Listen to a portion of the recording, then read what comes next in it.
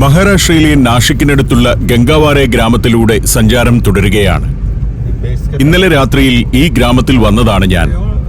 ഇവിടുത്തെ ആര്യ എന്ന റിസോർട്ടിലായിരുന്നു താമസം. ഇന്ന് രാവിലെ ചില വൈൻയാർഡുകളും വൈൻ നിർമ്മാണ ഫാക്ടറികളും കണ്ടു. വൈൻ ടേസ്റ്റിംഗ് ടൂറിൽ പങ്കെടുത്തു. സോമ, സുല തുടങ്ങിയ വൈൻ വില്ലേജുകൾ സന്ദർശിച്ചു. ഒരു സാധാരണ ഗ്രാമമാണിത്. നിരവധി റിസോർട്ടുകളുള്ള ഗ്രാമം. ധാരാളം കൃഷിയിടങ്ങളുള്ള നല്ല പ്രകൃതി സൗന്ദര്യമുള്ള സ്ഥലമാണ്. ഗോദാവരി നദി ഇവിടെ അടുത്തുകൂടിയാണ് ഒഴുകുന്നത്. ആ നദിയിലെ ഗംഗാപൂർ ഡാമും സമീപത്താണ്. പലതരം കൃഷികൾ നടക്കുന്നു. ഫലഭൂയിഷ്ടമായ മണ്ണാണ്. ആ കൃഷിയിടങ്ങളിൽ പണിയെടുക്കുന്നവരുടെ ഗംഗാവാരെ എന്ന ഗ്രാമം. രാവിലെ കുറഞ്ഞ സമയം കൊണ്ട് അവിടമൊക്കെ ഞാൻ സന്ദർശിച്ചു കഴിഞ്ഞു. മുന്തിരിത്തോപ്പുകളുടെ നാടുകൂടിയാണിത്. വൈൻ നിർമ്മാണത്തിലുള്ള മുന്തിരിയാണ് പ്രധാനമായും കൃഷി ചെയ്യുന്നത്. ഈ മുന്തിരിത്തോട്ടങ്ങളിൽ തന്നെ വൈൻ ഫാക്ടറികളുണ്ട്. അവിടെ വൈൻ ടേസ്റ്റിംഗ് ടൂറുകളും നടക്കുന്നു. പുതിയ കാലത്ത് നിരവധി റിസോർട്ടുകൾ ഇവിടെ ഉണ്ടായിട്ടുണ്ട്. ഇക്കാണുന്നത് പാം സ്പ്രിംഗ് എന്ന റിസോർട്ടാണ്. ഇത്തരത്തിൽ നിരവധി എണ്ണമുണ്ട്.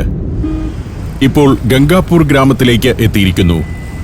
ഈ ഗ്രാമത്തിന്റെ പേരിലാണ് ഗോദാവരിയിൽ ഇവിടെയുള്ള ഡാമും അറിയപ്പെടുന്നത്. സന്തോഷ് എന്ന ഡ്രൈവറുടെ കൂടെയാണ് യാത്ര. ഈ വഴി പോകുമ്പോൾ സന്തോഷ് ഒരു കാര്യം പറഞ്ഞു. ഇവിടെ മാത്രം ഉണ്ടാക്കുന്ന ഒരു തരം സമോസയുണ്ട്. വളരെ പ്രശസ്തമാണത്. ശരി, അവിടേക്ക് വണ്ടി വിടാൻ ഞാൻ പറഞ്ഞു. സന്തോഷ് കാർ ഒരിടത്ത് കൊണ്ടുചെന്ന് നിർത്തി. ഞാൻ പ്രതീക്ഷിച്ചതുപോലെയൊന്നുമുള്ള കടയല്ല. ചെറിയൊരു ഉന്തുവണ്ടിക്കട. അതിനു ചുറ്റും കുറെ പേർ ഇരുന്നും നിന്നും സമോസ കഴിക്കുന്നുണ്ട്. ഒരാൾ ഇവിടെ വലിയൊരു ചീനച്ചട്ടിയിൽ സമോസ വറുത്തു കോരിക്കൊണ്ടിരിക്കുന്നു. ഇതാണ് ഇവിടുത്തെ പ്രശസ്തമായ സമോസ. ഇത് അതീവ രുചികരമാണെന്നാണ് സന്തോഷ് പറയുന്നത്. സമോസ ശരിക്കും ഒരു ഇന്ത്യൻ വിഭവമാണ്. എന്നാൽ അറേബ്യയിലും ആഫ്രിക്കയിലുമെല്ലാം ഇത് പ്രചാരത്തിലുണ്ട്. രാജ്യങ്ങൾ മാറുന്നതനുസരിച്ച് രുചികളിൽ വ്യത്യാസമുണ്ടായിരിക്കാം. ഇന്ത്യൻ സമോസകളിൽ തന്നെ ഇത് വളരെ വ്യത്യസ്തമാണെന്നാണ് സന്തോഷ് പറഞ്ഞത്. കടയുടെ മുതലാളിയാണിത്. ഞാനത് ഷൂട്ട് ചെയ്യുന്നത് കണ്ടപ്പോൾ അദ്ദേഹത്തിനൊരു കൗതുകം. ഇവിടെ ഇങ്ങനെ ചുട്ടുകോരുന്നത് അപ്പോൾ തന്നെ ആളുകൾ വാങ്ങിക്കൊണ്ടു പോവുകയാണ്. ഇതിങ്ങനെ കോരിയിടുന്നത് കാണുമ്പോൾ ഒരു കൗതുകവും തോന്നില്ല. എന്നാൽ ഉടനെ തന്നെ അത് കടലാസിൽ പൊതിഞ്ഞ് ആളുകൾ വാങ്ങിക്കൊണ്ടു പോവുകയാണ്. അതാണ് കൗതുകം. തിളച്ച എണ്ണയിൽ നിന്ന് കോരിയെടുക്കുന്ന സമോസ ഉടനെ തന്നെ വിറ്റുപോകുന്നു. ഒരു പാത്രത്തിലും ഒന്നും അവശേഷിക്കുന്നില്ല. വറുത്തുകോരുന്ന സമയത്ത് തന്നെ അത് വാങ്ങാൻ ആളുകൾ എവിടെ നിന്നാണ് ചാടി വീഴുന്നതെന്നറിയില്ല. ഒരു ബാച്ച് വറുത്തു കോരിയാൽ 5 മിനിറ്റിനകം അത് വിറ്റുതീരുന്നു. ചട്ടിയിൽ നിന്ന് കോരിയെടുത്ത് എണ്ണ വാരാൻ വെക്കുമ്പോൾ തന്നെ അത് വിറ്റുതീരുന്നത് ഒരു അത്ഭുതം തന്നെയാണ്. ഞാനത് കുറച്ചുനേരം കണ്ടുനിന്നു. 2ഉം 4ഉം 10ഉമൊക്കെയായി ആളുകൾ സമോസ വാങ്ങിക്കൊണ്ടു പോകുന്നു. അതിന്റെ കൂടെ ഓരോ പച്ചമുളക് വറുത്തതുകൂടി കൊടുക്കും. ഞാനും ഒരു സമോസ വാങ്ങി. എനിക്കതിന്റെ രുചിയിൽ വലിയ പ്രത്യേകതയൊന്നും തോന്നിയില്ല. കടക്കാരന്റെ ഭാര്യയും അമ്മയും കുഞ്ഞുമൊക്കെ ഇവിടെയുണ്ട്. വീട്ടുമുറ്റത്ത് തന്നെയാണ് കച്ചവടം. അവിടെ നിന്നും പുറപ്പെട്ടു. ഗംഗാപൂർ ഗ്രാമത്തിന്റെ പ്രധാന ഭാഗങ്ങളാണ് ഇത്. 10,000-ഓളം ആളുകൾ വസിക്കുന്ന ഒരു ഗ്രാമമാണ് ഗംഗാപൂർ. നാഷിക്കിലെ കൽവാൻ എന്ന ഉപജില്ലയുടെ ആസ്ഥാനമാണ് ഈ ഗ്രാമം. ഗംഗാപൂർ ഡാം വന്നതോടെ പ്രശസ്തി വർദ്ധിച്ച ഒരു ചെറു ഗ്രാമമാണ് ഇത്. 1965-ലാണ് ഡാം കമ്മീഷൻ ചെയ്യപ്പെട്ടത്. ഡാമിന്റെ നിർമ്മാണ കാലത്താണ് ഗംഗാപൂർ ഗ്രാമത്തിൽ നല്ല റോഡുകളും തൊഴിലാളികളുടെ സെറ്റിൽമെന്റുകളുമൊക്കെ ഉണ്ടാകുന്നത്. ഇങ്ങനെ കാണുമ്പോൾ ഒരു ദരിദ്ര ഗ്രാമമാണ് ഗംഗാപൂർ എന്ന് തോന്നും. പട്ടണമായി വികസിച്ചിട്ടൊന്നുമില്ല. അങ്ങനെ പോകവേ ധാരാളം മരങ്ങൾ വളർന്നു നിൽക്കുന്ന ഒരു വഴിയിലൂടെ സന്തോഷ് വണ്ടി വിട്ടു. ഇവിടെ പ്രശസ്തമായൊരു ക്ഷേത്രമുണ്ട്, സോമേശ്വർ ക്ഷേത്രം. അതൊന്ന് കണ്ടിട്ട് പോകാമെന്നായി സന്തോഷ്. എങ്കിൽ ശരി, അവിടേക്ക് വണ്ടി വിടാൻ ഞാൻ പറഞ്ഞു. ഗോദാവരി നദിയുടെ തീരത്താണ് ക്ഷേത്രം. ഇവിടെ ഒരാൾ നിലത്തിരിക്കുന്നുണ്ട്. അദ്ദേഹം എന്നെ അടുത്തേക്ക് വിളിച്ചു. നെറ്റിയിൽ ചന്ദനക്കുറി തൊട്ടു തരുന്ന ആളാണ്. ചന്ദനത്തിൽ മുക്കിയ അച്ചുകൊണ്ട് അദ്ദേഹം ശ്രീറാം എന്ന് നെറ്റിയിൽ പതിച്ചു. ഒരു കുങ്കുമപ്പൊട്ടും തൊട്ടുതന്നു. അതുമായി ഞാൻ ക്ഷേത്രത്തിനടുത്തേക്ക് നടന്നു. നദീതീരത്തേക്ക് ഇവിടെ നിന്നും ഒരു ഇറക്കമിറങ്ങിപ്പോകണം. വഴിയരികിൽ പലഹാര കച്ചവടക്കാരുണ്ട്. ക്ഷേത്ര നഗരങ്ങളിൽ സാധാരണ കിട്ടുന്ന മധുര പലഹാരങ്ങളുടെ കച്ചവടമാണ് കൂടുതലും. അവരെ പിന്നിട്ട് നടന്നു ചെല്ലുമ്പോൾ മരങ്ങൾക്ക് ചുവട്ടിൽ മനോഹരമായ ഏതാനും ചെറുക്ഷേത്രങ്ങൾ കാണാം. സോമേശ്വര ക്ഷേത്രത്തിന്റെ ഉപക്ഷേത്രങ്ങളാണ്. അങ്ങനെ പല പല ക്ഷേത്രങ്ങളുടെ ഒരു സമുച്ചയമാണ് ഇവിടെയുള്ളത്.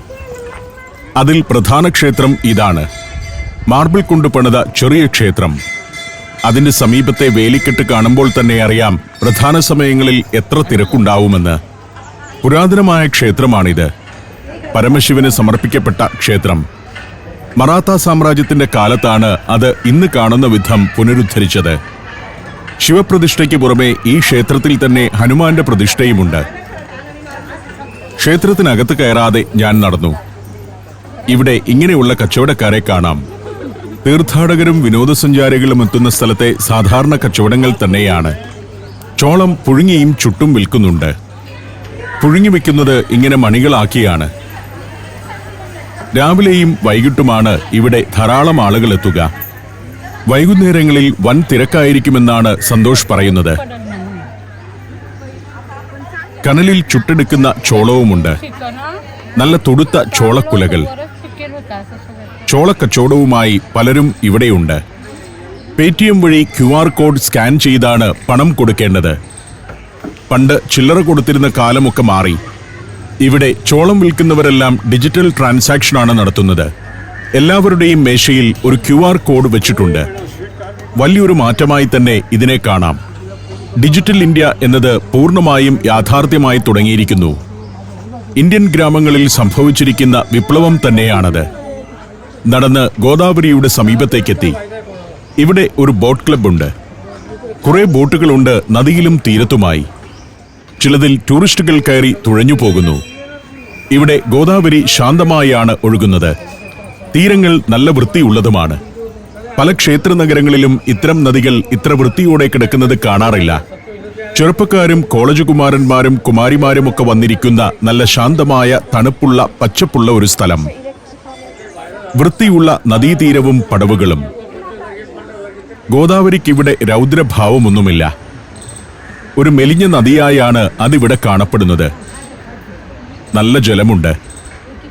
നാഷിക് പട്ടണത്തിന്റെ ഹൃദയഭാഗത്തുകൂടി ഒഴുകുന്ന നദിയാണ് ഗോദാവരി. നാഷിക്കിൽ ഗോദാവരിക്ക് വളരെ പ്രാധാന്യമുണ്ട്. രാംകുണ്ട് എന്ന സ്ഥലത്തെ ത്രിവേണി സംഗമത്തിൽ നടക്കുന്ന കുംഭമേള വളരെ പ്രസിദ്ധമാണല്ലോ. നാഷിക്കിൽ ഗോദാവരിയുടെ തീരത്ത് ഇതുപോലുള്ള നിരവധി ക്ഷേത്രങ്ങളുണ്ട്. ഇവിടെ അടുത്തു തന്നെയുള്ള നവശ്യ ഗണപതി ക്ഷേത്രം വളരെ പ്രസിദ്ധമാണ്. അതുകൂടി ഒന്ന് കാണേണ്ടതുണ്ടെന്നാണ് സന്തോഷ് പറയുന്നത്. ക്ഷേത്രത്തിന്റെ പരിസരത്ത് ധാരാളം വൃക്ഷങ്ങളുണ്ട്. നല്ല തണലുള്ള ഒരു പ്രദേശം. കാറിപ്പോൾ നാഷിക് നഗരത്തോട് അടുത്തിരിക്കുന്നു. പുതിയ ഭാഗങ്ങളാണ്. നാഷിക് വളർന്നുകൊണ്ടിരിക്കുന്നത് ഈ ഭാഗത്തൊക്കെയാണ്. 267 ചതുരശ്ര കിലോമീറ്റർ വിസ്തൃതിയുള്ള ഒരു പട്ടണമാണ് നാഷിക്. ചരിത്രവും സംസ്കാരവും വിശ്വാസപരമായ പ്രാധാന്യവുമെല്ലാമുള്ള പട്ടണം. ഒരു ദർഗയുടെ മുന്നിൽ സന്തോഷ് കാർ നിർത്തി. മരക്കൂട്ടങ്ങൾക്ക് നടുവിൽ മനോഹരമായ ഒരു ചെറിയ ദർഗ, ആനന്ദ് വാലി ദർഗ ഷരീഫ്. നാഷിക്കിലെ പ്രമുഖമായൊരു തീർത്ഥാടന കേന്ദ്രമാണിത്. അതിലേക്ക് മുസ്ലിങ്ങൾ മാത്രമല്ല പോകുന്നത്, ചേല ചുറ്റിയ ഹിന്ദു സ്ത്രീകളും പോകുന്നുണ്ട്.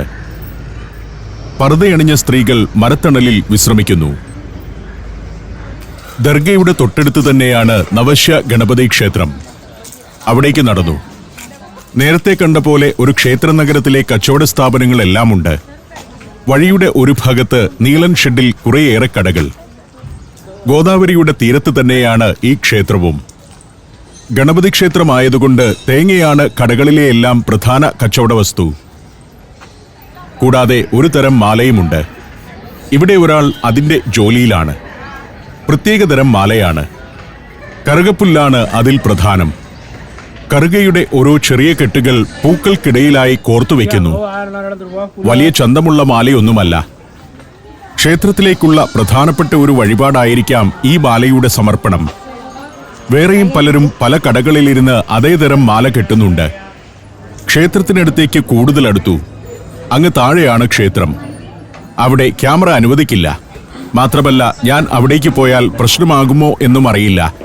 ആ പരിസരത്തെ കുറച്ചു കാഴ്ചകൾ പകർത്തിയെടുത്ത് ഞാൻ തിരികെ നടന്നു. പലയിനം കടലകളാണ് ഇവിടെ വറുത്തു വിൽക്കാൻ വെച്ചിരിക്കുന്നത്.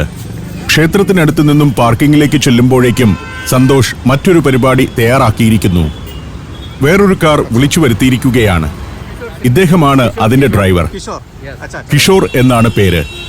ഇനിയുള്ള യാത്രയിൽ കിഷോറിന്റെ കാറിൽ പോകാമോ എന്നാണ് സന്തോഷിന്റെ ചോദ്യം. ഞാൻ സമ്മതിച്ചു. അങ്ങനെ കിഷോറിന്റെ കാറിൽ യാത്ര തുടങ്ങി. ഗണേശ ഭഗവാനെ ഒരു പുതപ്പ് പുതപ്പിച്ച് ഇരുത്തിയിരിക്കുകയാണ് കിഷോർ. വെയിൽ കൊള്ളാതിരിക്കാനാണ്. ഭക്തരെ സംരക്ഷിക്കേണ്ട ഭഗവാനെ ഭക്തൻ സംരക്ഷിക്കുന്നു. നാഷിക്കിന്റെ പ്രാന്തഭാഗങ്ങളിൽ കൂടി തന്നെയാണ് യാത്ര. ഇന്ത്യയിലെ 13 സംസ്ഥാനങ്ങളിലൂടെയുള്ള സഞ്ചാരം ഇപ്പോൾ പെൻഡ്രൈവിൽ ലഭിക്കുന്നു. ചരിത്രവും ഐതിഹ്യങ്ങളും യഥാർത്ഥ ജീവിതവും ഒത്തുചേരുന്ന ഇന്ത്യൻ കാഴ്ചകളുടെ ഈ അസുലഭ ശേഖരം സ്വന്തമാക്കാൻ 9955444222 എന്ന നമ്പറിലേക്ക് ഇന്ത്യ എന്ന് SMS ചെയ്യൂ. വളരെ പ്രാധാന്യമാർന്ന ഒരു വ്യാവസായിക നഗരം കൂടിയാണ് നാഷിക്. ഇന്ത്യയുടെ ഡിഫൻസ് ആൻഡ് എയ്റോസ്പേസ് ഹബ്ബാണിത്. ഹിന്ദുസ്ഥാൻ എയ്റോനോട്ടിക്സ് ലിമിറ്റഡിന്റെ എയർക്രാഫ്റ്റ് നിർമ്മാണ യൂണിറ്റ് ഉള്ളത് നാഷിക്കിലെ ഓസറിലാണ്. ഗോദാവരി നദിയെ ക്രോസ് ചെയ്താണ് പോകുന്നത്. ഇന്ത്യൻ കറൻസി അച്ചടിക്കുന്ന പ്രസ്സും സ്റ്റാമ്പ് പേപ്പർ, തപാൽ സ്റ്റാമ്പ്, പാസ്പോർട്ട് തുടങ്ങിയവ പ്രിന്റ് ചെയ്യുന്ന ഇന്ത്യ സെക്യൂരിറ്റി പ്രസ്സും ഇവിടെയാണ്. Bosch, Crompton Greaves, Graphite India, Larsen and Toubro, Mahindra and Mahindra, United Spirits, Shalimar Paints, Siemens, Indian Oil Corporation, Jindal തുടങ്ങി നിരവധി വൻകിട കമ്പനികളുടെ ഫാക്ടറികൾ ഇവിടെയുണ്ട്. നൂറുകണക്കിന് ചെറുകിട വ്യവസായങ്ങളും. ഇവിടെ തലയ്ക്ക് മുകളിലൂടെ ഒരു ഫ്ലൈ ഓവർ പോകുന്നത് കാണാം. ഇന്ത്യയിലെ ഏറ്റവും വലിയ രണ്ടാമത്തെ ഓവർ ബ്രിഡ്ജാണിത്. ഛത്രപതി ശിവജി മഹാരാജ് ഉദൻപൂൾ എന്നാണ് ഇതിനു പേര്. 2002 അടൽ ബിഹാരി വാജ്പേയി പ്രധാനമന്ത്രിയായിരുന്നപ്പോൾ അനുവദിച്ച എലിവേറ്റഡ് പാതയാണ്. 14 കിലോമീറ്ററാണ് നീളം. 4 വരി പാതയാണ് ഇതിനു മുകളിൽ. 2013 നിർമ്മാണം പൂർത്തിയായ ഈ ആകാശപാതയിലൂടെ ഇപ്പോൾ പ്രതിദിനം 1,00,000 വാഹനങ്ങൾ കടന്നുപോകുന്നുണ്ട്. കുറേ ദൂരം ഞാനും ഛത്രപതി ശിവജി മഹാരാജ് ഉദംപൂളിന് മുകളിലൂടെയാണ് പോകുന്നത്. മഹാരാഷ്ട്രയിലും ഗുജറാത്തിലുമെല്ലാം കാണുന്ന ഒരു കാര്യം സമീപകാലത്ത് അടിസ്ഥാന സൗകര്യങ്ങളെല്ലാം വലിയ തോതിൽ വളരുന്നു എന്നതാണ്. നഗരഹൃദയം തിക്കും തിരക്കുമുള്ളതായപ്പോൾ നഗരത്തിന് പുറത്തേക്കുള്ള വളർച്ച നാഷിക്കിലും സൂറത്തിലും ബറോഡയിലുമൊക്കെ ഞാൻ കണ്ടുകഴിഞ്ഞു. നഗരം പുറത്തേക്ക് വളരുകയും അവിടെ ഏറ്റവും മികച്ച അടിസ്ഥാന സൗകര്യങ്ങൾ ഉണ്ടാവുകയും ചെയ്തിരിക്കുന്നു. റിംഗ് റോഡുകളും ഫ്ലൈ ഓവറുകളും ബൈപ്പാസുകളും 6 വരി പാതകളും എക്സ്പ്രസ് വേകളും എല്ലാം ഉണ്ടാകുന്ന കാഴ്ചയാണ് അവിടങ്ങളിലുള്ളത്. ഇവിടെയെല്ലാം അടിസ്ഥാന സൗകര്യ വികസനത്തിനായി കേന്ദ്ര ഗവൺമെന്റും സംസ്ഥാന സർക്കാരുകളും വലിയ തോതിൽ പണം മുടക്കുന്നുണ്ട്. പുതിയ നഗരഭാഗങ്ങൾ ഉയർന്നുവരുന്നത് വളരെ വ്യക്തമായി കാണാം. രാഷ്ട്രീയവും മതപരവുമായ പ്രാധാന്യമുണ്ടെങ്കിലും നാഷിക് വളരുന്നത് വ്യവസായങ്ങൾ കൊണ്ടാണ്. 9,000 കോടി രൂപ ചെലവിൽ കേന്ദ്ര ഗവൺമെന്റ് വികസിപ്പിക്കുന്ന ഡൽഹി മുംബൈ ഇൻഡസ്ട്രിയൽ കോറിഡോർ പ്രോജക്റ്റിലെ ഒരു പ്രധാന മേഖലയാണ് നാഷിക്. ഭൂമിശാസ്ത്രപരമായ പ്രാധാന്യമാണ് അതിനൊരു കാരണം. സൂറത്ത്, മുംബൈ, ഇൻഡോർ, ഔറംഗാബാദ്, പൂനെ, അഹമ്മദ് നഗർ തുടങ്ങിയ പട്ടണങ്ങളിലേക്കെല്ലാം ഇവിടെ നിന്ന് സുഗമമായ കണക്ടിവിറ്റിയുണ്ട്. പശ്ചിമ മധ്യ ഇന്ത്യയിലെ ഒരു പ്രധാന ഹബ്ബാണ് നാഷിക്. യാത്ര തുടരവേ എവിടെ നിന്നെങ്കിലും അല്പം ഭക്ഷണം കഴിക്കണമെന്ന് ഞാൻ കിഷോറിനോട് പറഞ്ഞു. കുറച്ചു മുമ്പ് കഴിച്ച സമോസ കൊണ്ട് വിശപ്പടങ്ങിയിട്ടില്ല. അതാകട്ടെ എനിക്കത്ര ഇഷ്ടപ്പെട്ടതുമില്ല. ഇനി ചെറിയ തോതിൽ എന്തെങ്കിലും കഴിക്കണം. ഇവിടുത്തെ തനത് നാടൻ ഭക്ഷണവുമാകണം. അങ്ങനെ ഒരു കട അടുത്തുണ്ട്. അവിടേക്ക് പോകാമെന്നായി കിഷോർ. പാവുവട കഴിച്ചിട്ടുണ്ടോ എന്ന് അദ്ദേഹം ചോദിച്ചു. ഇല്ലെന്ന് പറഞ്ഞപ്പോൾ അത് കിട്ടുന്ന ഒരു കടയുടെ മുന്നിൽ വണ്ടി നിർത്തി ഇറങ്ങിയിരിക്കുകയാണ്. നല്ല എണ്ണയിൽ ഫ്രഷായി ഉണ്ടാക്കുന്ന പാവുവട കിട്ടുന്ന ഇടമാണത്രേ. കിഷോറിന് പരിചയമുള്ള ഒരു സ്ത്രീയാണ് അതുണ്ടാക്കുന്നത്. ഒരു യുവതിയാണ്. ഞങ്ങൾ ചെന്നപാടെ അവർക്കുത്സാഹമായി. പാവുവടയുടെ പാചകവും തുടങ്ങി. അതിനായി ഒരു ബണ്ണാണ് ആദ്യം എടുക്കുക. എന്നിട്ട് അതിന് നടുവിലായി ഉരുളക്കിഴങ്ങ് ചട്നി തേച്ചു പിടിപ്പിക്കുന്നു. അതൊരിടത്ത് മാറ്റിവെച്ച ശേഷം കടലമാവ് ഒരു പാത്രത്തിലേക്കെടുത്തു. അതിനി കലക്കാൻ പോവുകയാണ്. കടലമാവിൽ ഉപ്പും ചില മസാലകളുമൊക്കെ ചേർക്കുന്നുണ്ട്. പിന്നെ കുറച്ച് വെള്ളമൊഴിച്ച് അത് കലക്കാൻ തുടങ്ങി. പാവുവടയും വടാപ്പാവുമുണ്ട്. മഹാരാഷ്ട്രയിലെ ജനകീയമായ സ്ട്രീറ്റ് ഫുഡാണ് വടാപാവ്. അതിന്റെ നാഷിക്കിലെ വകഭേദമാണ് പാവ് വട. മസാലയിലും മറ്റുമുള്ള വ്യത്യാസമാണ് അതിന്റെ പ്രത്യേകത. പാവ് എന്നാൽ ബണ്ണാണ്. ബേക്കറിയിൽ നിന്ന് കിട്ടുന്ന സാധാരണ ബണ്ണ്. അത് മഹാരാഷ്ട്രയിലെ സ്ട്രീറ്റ് ഫുഡിൽ പല വിഭവങ്ങളായി അവതരിക്കും. പാവ് ബജി, വടാപാവ്, ലാഡി പാവ്, മസാല പാവ് എന്നിങ്ങനെ നീളുന്നു അവയുടെ പേരുകൾ. ഇങ്ങനെ ബണ്ണുമായി ചേർന്ന് നിരവധി വിഭവങ്ങൾ മഹാരാഷ്ട്രയിൽ സാധാരണക്കാരുടെ ഭക്ഷണമാണ്. യൂറോപ്യരാണ് ഇന്ത്യയിൽ ബണ്ണ് അവതരിപ്പിച്ചത്. പോർച്ചുഗീസുകാർ അതിനെ പാവോ എന്നാണ് വിളിക്കുക.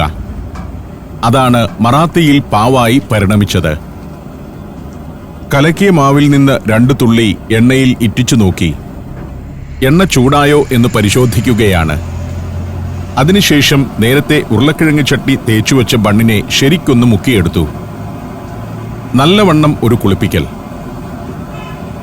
എന്നിട്ട് മാവോടുകൂടി അതിനെ തിളയ്ക്കുന്ന എണ്ണയിലേക്കിട്ടു. ഇനി അവിടെ കിടന്ന് മുരിഞ്ഞുകൊള്ളും. ഇത്രയേ ഉള്ളൂ. ലളിതമാണ് നിർമ്മാണം. ഈ സംഗതിക്ക് മഹാരാഷ്ട്രയിലും ഗുജറാത്തിന്റെ ചില ഭാഗങ്ങളിലുമൊക്കെ വലിയ ഡിമാൻഡാണ്.